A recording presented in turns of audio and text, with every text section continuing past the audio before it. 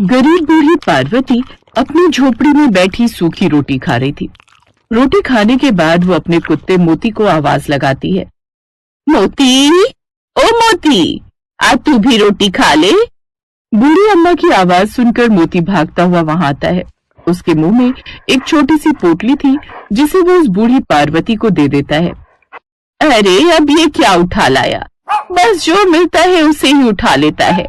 मैं ना तेरी पिटाई कर दूंगी, जो कुछ दिखता है वही उठा कर ले आता है। ला मुझे देखने दे क्या है इसमें, तब तक तू ये ले, ये रोटी खा। कालू रोटी खाने लगता है और बूढ़ी अम्मा वो पोटली खोलती है तो उसमें कुछ बीज होते हैं।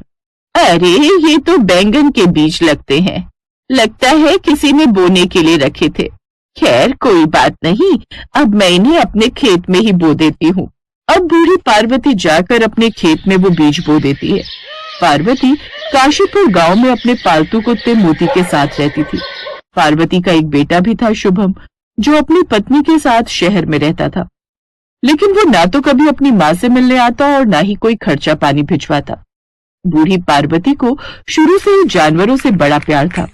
एक रोज अपनी झोपड़ी के बाहर उदास बैठी पार्वती सोचती है, क्या फायदा ऐसी औलाद पैदा करने का जो एक बार भी अपनी माँ को पूछे तक नहीं। आज ना तो मेरे पास अनाज है और ना ही एक भी फूटी कौड़ी। मोती, तू भी भूखा होगा खाने को, आज मेरे पास कुछ नहीं है। तू और मैं आज पानी पीकर ही पेट भर लेते हैं। बूढ़ी अम्मा खुद भी पानी पीती है और उसे भी पीने को देती है। इसके बाद वो खेत में चली जाती है, जहाँ जाकर वो हैरान रह जाती है। वहां उस खेत में एक बड़ा सा पेड़ लगा हुआ था जिसमें ढेर सारे बैंगन लगे हुए थे। साथ ही पूरे खेत में भी बैंगन ही बैंगन लहरा रहे थे। हे भगवान, ये कैसा करिश्मा है, कल ही तो बीज बोए थे और आज इतने सारे बैंगन लग भी गए, और ये पेड़ पर भी इतने सारे बैंगन, ये तो कोई जादू ही हो गया। फिर बूढ़ी अम्मा उसमें से बैंगन तोड़ने लगती है। वो काफी बैंगन तोड़ लेती है। अब इससे काफी सारी बैंगन की सब्जी बन जाएगी। हाँ, वो बैंगन बूढ़ी पार्वती एक टोकरी में डालकर घर की तरफ लौट रही थी कि तभी वहां से एक सब्जी के ठेले वाला गुजर रहा था। अरे ओ बेटा, मेरे पास ये बैंगन है, क्या तुम इन्हें खरीदोगे? तुम इन्हें बाजार में बेच देना, बदले में मुझे कुछ पैसे दे देना। अम्मा, मैं तो खुद ही सब्जी बेचने निकला हूँ, लेकिन तेरे ये बैंगन काफी चमक मांग रहे हैं। देखने से ही पता चल रहा है बहुत अच्छे होंगे, इसीलिए ये ले, तू 120 रुपए रख और ये सारे बैंगन मुझे दे दे। अच्छा ठीक है, ला दे। अब पार्वती ने पूरे 120 रुपए में वो बैंगन बेच दिए और एक बैंगन अपने लिए रख लिया। उन बैंगनों को बेचकर जो उसे पैसे मिले उससे वो आटा खरीद कर ले आई। फिर शाम को घर आकर, आज तो हमारे यहाँ भी मोती बैंगन की सब्जी और रोटी बनेगी, बड़े दिनों बाद, कितने समय से हमने सब्जी नहीं खाई। पार्वती अपने और मोती के लिए बैंगन का भरता और रोटी बनाती है। फिर दोनों बड़े मजे से रोटी खाते हैं। अगले दिन पार्वती फिर से खेत जाती है तो फिर से ढेर सारे बैंगन लगे देख बड़ी खुश होती है। ये तो सचमुच कोई जादुई बैंगन लगते हैं जो खत्म ही नहीं हो रहे। ऐसा लगता है कल जितने बैंगन तोड़े थे आज फिर से उतने ही हो गए। अब वो और बैंगन तोड़ कर लाती और फिर से वहां से गुजर रहे उस सब्जी वाले को बेच देती है। ले बेटा, आज और बैंगन खरीदेगा? यार, ये बुढ़िया तो रोज पीछे पड़ गई है, लेकिन कुछ भी कहो, बैंगन तो इसके काफी अच्छे थे, कल ठेले पर रखते सब बिक गए थे। अच्छा अम्मा, मैं खरीद तो लूंगा, लेकिन ज्यादा भाव नहीं दूंगा। जो मंडी में चलता है उससे आधे भाव में बेचोगी तो बताओ। अब मैं बूढ़ी कहाँ दूर दूर जाकर ये सब्जी बेचूं, इसलिए तुझे जो भी दाम देने हैं दे दे। ठीक है, तो फिर ये लो 50 रुपए। पहले तो वो चुप हो जाती है, फिर इन पैसों को अपने सर पर छुआ कर उस सब्जी वाले से कहती है, तेरा बहुत बहुत शुक्रिया बेटा। हाँ ठीक है ठीक है। वो सब्जी वाला श्यामू बड़ा ही लालची था। वो बूढ़ी अम्मा के बैंगन को तोल में भी कम बताता, साथ ही भाव भी कम देता, लेकिन वो बूढ़ी अम्मा इतने में भी खुश थी।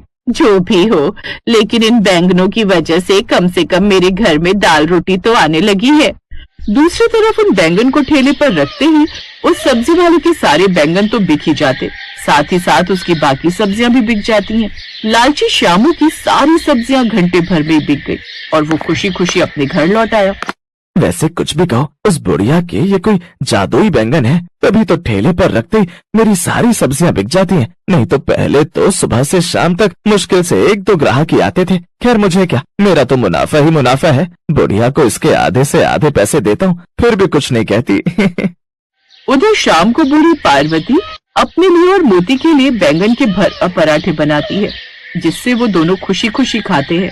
उधर शाम को सब्जी वाला घर पर अपनी पत्नी से, उस बुढ़िया के बैंगन में जरूर कोई बात है, तभी तो देखते ही देखते बिक जाते हैं। रमा, अब मैं सोच रहा हूँ क्यों ना मैं खुद ही जाकर उसके खेत से सारे बैंगन चुरा लूं, फिर उससे जो भी लाभ होगा वो सीधे सीधे मुझे ही होगा। ठीक कहते हो जी, फिर उस बुढ़िया को वो पैसे भी नहीं देने होंगे। रात को श्यामू पार्वती के खेत में जाता है, जहाँ काफी चमकदार ढेर सारे बैंगन लगे हुए थे। इस बुढ़िया ने बड़े ही अच्छे बीज लगाए हैं। अभी तक 2 बोरी भर चुका हूँ, फिर भी कितने सारे बैंगन अभी बाकी हैं। 2 बोरी और भर लेता हूँ। 4 बोरी बैंगन भरकर श्यामू अपने घर आ जाता है और उन बैंगनों को घर में रख लेता है। फिर अगली सुबह, क्यों रे मोती, रात भर इतना क्यों भौंक रहा था? मुझे ठीक से सोने भी नहीं दिया। शायद तुझे भूख लगी होगी। रुक, मैं जल्दी से तेरे और अपने लिए रोटी बना देती हूँ, फिर मुझे खेत जाकर वो बैंगन भी तोड़ने हैं। सब्जी वाला आता ही होगा। पार्वती जल्दी से दोनों के लिए खाना बनाती है। खाना खाने के बाद वो बैंगन के खेत में जाती है, जहाँ पहले से ढेर सारे बैंगन तोड़कर रखे हुए थे। अरे, इतने सारे बैंगन किसने यहाँ तोड़कर रख दिए? अब इतने सारे बैंगन तो वो सब्जी वाला भी नहीं लेगा। एक काम करती हूँ, इन बैंगन को सड़क किनारे रख लेती हूँ, कोई ना कोई तो खरीद ही लेगा। अब बूढ़ी अम्मा वो बैंगन लेकर सड़क किनारे उन्हें बेचने के लिए बैठ जाती है। उधर सब्जी वाला जब वो बैंगन ठेले पर रखने के लिए निकालता है, तो उस बोरी के अंदर भरे हुए सभी बैंगन सांप में बदल गए थे और बाकी सभी बोरियां खाली थी। इतने सारे सांप को देखकर वो डर के मारे यहाँ से वहाँ भागने लगा। बचाओ, ये सांप, मैंने तो बैंगन रखे थे, लेकिन ये सांप कैसे बन गए? कहीं उस बूढ़ी अम्मा ने कोई जादू तो नहीं कर दिया? वो भागता हुआ बूढ़ी अम्मा के पास जाता है। उधर बूढ़ी अम्मा के पास एक बड़ी सी गाड़ी आकर रुकती है, जिसमें से एक आदमी उसके ताजे बैंगन देखकर खुश हो जाता है और 5 किलो बैंगन 50 रुपए किलो के हिसाब से लेता है। इसके बाद उसके पास और भी ढेर सारे ग्राहक आते हैं, जिससे उनकी अच्छी खासी कमाई होती है। वो सब्जी वाला आकर उससे माफी मांगता है और उसे सारी बात बताता है। क्या इसका मतलब जो सारे बैंगन तुमने बोरी में भरकर रखे थे, वो सब अपने आप खेत में आ गए और तुम्हारे घर में सांप आ गए? इसका मतलब ये कोई जादुई बैंगन है।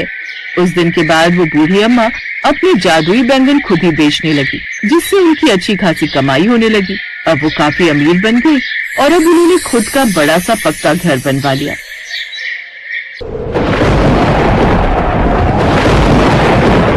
ये सब क्या हो गया जी? कुछ नहीं बचा, न खेत बचे न घर। अब हम क्या करेंगे? पता नहीं राधा, हमारी किस्मत में क्या लिखा है। खेत में फसल का एक दाना नहीं बचा। खेत, घर में रखी सारी उपज और बीज भी बह गए। पता नहीं अब कैसे गुजारा होगा हमारा। रामपुर गांव के हर घर की फिलहाल यही कहानी थी। 4 दिन तक सब कुछ बर्बाद कर दिया। पूरे इलाके में बाढ़ आई थी। राम के खेत में बाढ़ हो गई। हर तरफ तबाही का मंजर था। किसी को कुछ समझ नहीं आ रहा था कि वो क्या खाएंगे और कैसे जिएंगे। अन्न के बिना पूरा दिन बीत गया। फिर पूरे 2 दिन बाद पानी जब कुछ कम हुआ, तो सरकार के कुछ लोग थोड़ा थोड़ा अनाज गांव के सभी परिवारों को दे गए। राधा ने उसी अनाज से एक पतीले में खिचड़ी बनाई और फिर जैसे ही राम और राधा उस खिचड़ी को खाने बैठे, ठीक उसी वक्त, बेटा, कोई है क्या? 2 दिनों से भूखा हूँ बेटा, कुछ खाने को मिलेगा क्या? बाबा, आप कहाँ से आए? बेटा, मैं तो 3-4 दिन पहले बस यहाँ से गुजर रहा था, तभी जोर की बारिश शुरू हो गई। बारिश से बचने के लिए मैं पास वाले मंदिर में रुक गया, लेकिन बारिश बढ़ती ही चली गई और मैं वहीं पर फंस गया। अब पानी कम हुआ तो बाहर निकल पाया। अब वो मैं बोल रहा था कि कुछ खाने को है क्या बेटा? एक तो वैसे ही अनाज कम है, इतनी सी खिचड़ी बनी है बस, इसमें से अब बाबा को कैसे खिलाएं? कोई बात नहीं, भगवान सब व्यवस्था करेगा। बाबा, आप अंदर आइए। बेटा, अगर कोई बात है तो जाने दो, मैं कहीं और जाकर। ना बाबा, कोई बात नहीं, ये मेरी पत्नी राधा है, इसने खिचड़ी बनाई है, तो बस ये कह रही है कि आपको खिलाने के लिए हमारे पास अच्छा भोजन भी नहीं है, अरे कोई बात नहीं बच्चों, भूखे के लिए तो खिचड़ी भी पालक पनीर के समान है। ऐसी बात है तो आपका स्वागत है। आइए बाबा, जो हम खाएंगे वही आप भी खा लीजिए। राधा और राम के पास इतनी भी खिचड़ी नहीं थी कि वो दोनों भी पेट भरकर खा पाए। ऊपर से साधु बाबा के आने से तीनों मुश्किल से खिचड़ी के 3-4 निवाले ही खा पाए। खाना खाने के बाद राधा बर्तन धोने के लिए अंदर चली गई और राम साधु के हाथ धुलवाने के लिए पानी लेने अंदर आ गया। फिर जब राम पानी लेकर वापस आया तो साधु बाबा उसे कहीं नहीं दिखे। अरे लगता है बाबा चले गए। लेकिन वो क्या है? राम की नजर उस जगह पर थी जहां वो साधु बाबा कुछ देर पहले बैठकर खिचड़ी खा रहे थे। अब साधु बाबा तो वहां पर नहीं थे, लेकिन उनकी जगह वहां पर एक अंगूठी रखी हुई थी जो काफी ज्यादा चमक रही थी। राधा, राधा जल्दी आओ, ये देखो वो साधु बाबा अपनी अंगूठी यहीं भूल गए। हैं? अंगूठी भूल गए? अंगूठी भला कौन भूलता है? शायद उन्होंने हाथ धोने के लिए अंगूठी निकाली हो और फिर पहनना भूल गए हो। तुम रुको, मैं देखकर आता हूँ, वो अभी ज्यादा दूर नहीं गए होंगे। राम ने साधु की तलाश में पूरा गांव छान मारा, लेकिन उसे वो साधु बाबा कहीं नजर नहीं आए। थक हार कर वो अपने घर वापस आ गया। राधा और राम ने फिर उस अंगूठी को साधु बाबा का उपहार समझकर अपने घर में भगवान की मूर्ति के सामने रख दिया। उधर बाढ़ का पानी भी अब पूरी तरह से उतर गया था, लेकिन पूरे गांव के सामने अब चुनौती ये थी कि खेतों में क्या और कैसे उगाया जाए, क्योंकि पूरे गांव में किसी के पास भी न बीज बचे थे और न ही उन्हें खरीदने के लिए पैसे। गांव में भुखमरी की नौबत आ चुकी थी। फिर एक दिन क्या हुआ? थक गए क्या? हाँ, पूरा दिन भटकता रहा, लेकिन पूरे गांव में किसी के पास एक भी बीज नहीं बचा है। सब कुछ बाढ़ में बह गया और तुम्हारे खाने के लिए भी कुछ इंतजाम नहीं हो पाया है। मुझे भूख नहीं लगी है। अब आप मेरी फिक्र मत करो। 2 दिन से कुछ नहीं खाया है तुमने और कहती हो कि भूख नहीं लगी है। हे भगवान, ये कैसे दिन देखने पड़ रहे हैं मुझे। मैं अपने पति को खिचड़ी तक बनाकर नहीं खिला सकती। खिचड़ी की बात सुनते ही राम का दिमाग ठनका और उसने तपाक से पूछा, क्या कहा तुमने राधा? यही कि अब हमारी किस्मत में खिचड़ी भी नहीं है। हाँ, मुझे अभी याद आया। याद करो, उस दिन हमारे घर एक साधु बाबा आए थे और वो अपनी अंगूठी यहीं पर छोड़ गए थे। हो सकता है कि वो हमारे हालात देखकर जानबूझकर उसे यहाँ छोड़ गए हो। जल्दी करो, वो अंगूठी लेकर आओ। हम उसे बेचकर कुछ और दिन खाना खा सकते हैं। पर वो तो बाबा की अमानत है ना। जो भी हो राधा, अपने जीते जी मैं तुम्हें भूखा नहीं देख सकता। राम के कहने पर राधा उस अंगूठी को ले आई। राम ने उस अंगूठी को ध्यान से देखा और फिर उसका चेहरा उतर गया। क्या हुआ जी? अरे राधा, ये तो पीतल की अंगूठी है, इसका क्या मोल मिलेगा? कुछ भी नहीं। राम उस अंगूठी को जमीन पर गुस्से से फेंकने ही वाला था कि तभी उसे कुछ नजर आया और फिर वो अंगूठी को ध्यान से देखने लगा। राधा देखो जरा, इस अंगूठी का नग कुछ अजीब नहीं लग रहा?